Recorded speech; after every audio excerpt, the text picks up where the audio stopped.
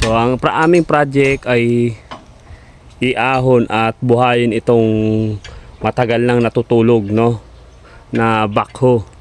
Ayan, kung mapapansin nyo rin, yung gulong ay unti-unti nang na babaon at unti-unti nang nilalamon ng lupa, no. So siguro taon na tong naka-stack rito, mga kawanhat ko. Ang issue ay ayaw gumalaw lahat. Yon. Kasi pagka tag-ulan talaga, may tendency na bahain ito. So sayang naman kung hindi nga naman talaga magagawa itong mababaon lang sa lupa. So ang team, yun yung aking helper. To helper ko rin yung aking first cousin. Andito kami sa BCB Farm Iba, Sambales, mga kawanhat ko, sa isang farm ng mga manok, baboy. Yon. So lumang-luma na Hitachi EX200. So tinirahan na rin ng ahas, mga kawanhat ko. May kaliskis ng ahas dito. Pero ayun, kaya naglinis muna kami. Lumang-luma na, siyempre sayang nga naman kung hindi mabubuhay ito.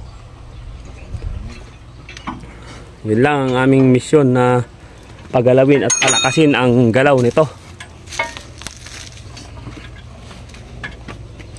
So ang team ito, inaano namin yung mga supply ng safety switch, kasi nga mahina yung supply. Supply di abuchiki, abuchiking king. Ha? Di open, di pa maigpit tong isa. Ilalagay niyo ano, filter. Ito open. Ito muna, dito muna tayo sa diyan muna tayo sa 17. Yan, angat mo na eh. Yan. Para ready to let's go. Siyempre kasama ko din ang aking Miss Universe. Ayan, nagbaybayan sila dyan, oh. Lapitan natin. Nagbaybayan sila dito. Yan, dito kami siguro matutulog. Ayun yung aking anakis at aking Miss Universe. Yan, oh. Nagluluto-lutuan sila dito, nagbabaybahayan. Ayan. Oh, yan, oh. Papansin yung mga kawanat ko, nababaon na siya, oh.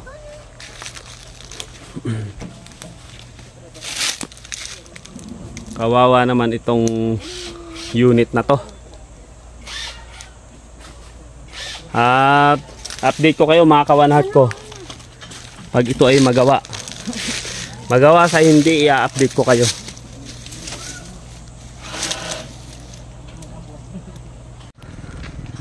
Gagawin nyo, maglilinis kayo ng galunggong. Ayun, maglilinis sila ng ano,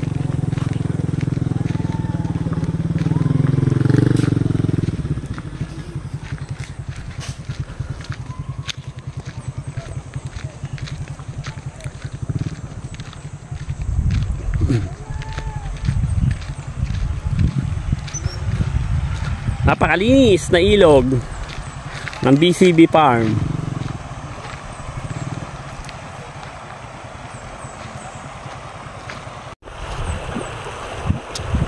Ilabas ang pinakamasarap na isda ng Pilipinas, ang galunggong baw.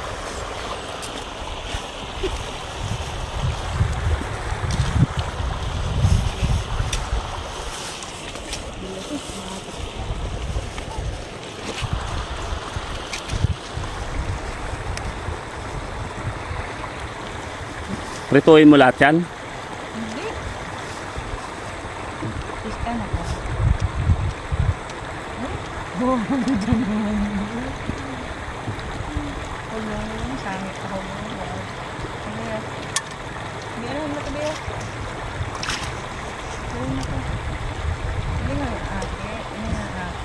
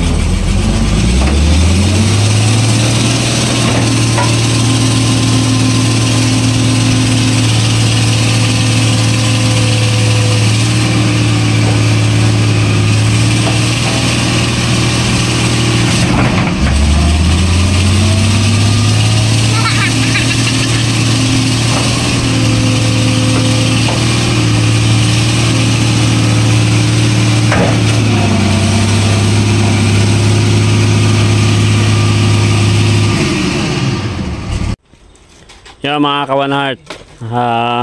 Eto, uwi na muna kami. 3 days na ginawa namin. Pa 3 days. Ang naging problema ay distributor. Main. Yan. Mayroon siyang baluktot na piston. So, pabibilan muna namin sa may-ari. Siyempre, ang oras natin, alas 4, mga kawan heart ko. Yung nag-aayos na kami bago kami pumunta ng Olongapo. Magluto muna kami. Tapos itong mga kasama naggagayak na pabalik ng Olongapo. Nag-aayos na. So malulungkot yung mga muka. Kasi nga hindi natin nadali. Pero yun. Sa pagbabalik madadali yan. Yung isa doon, kinikengkoy-kengkoy lang, pero malungkot. Ganun talaga. Ay, nako. Ganun talaga ang buhay.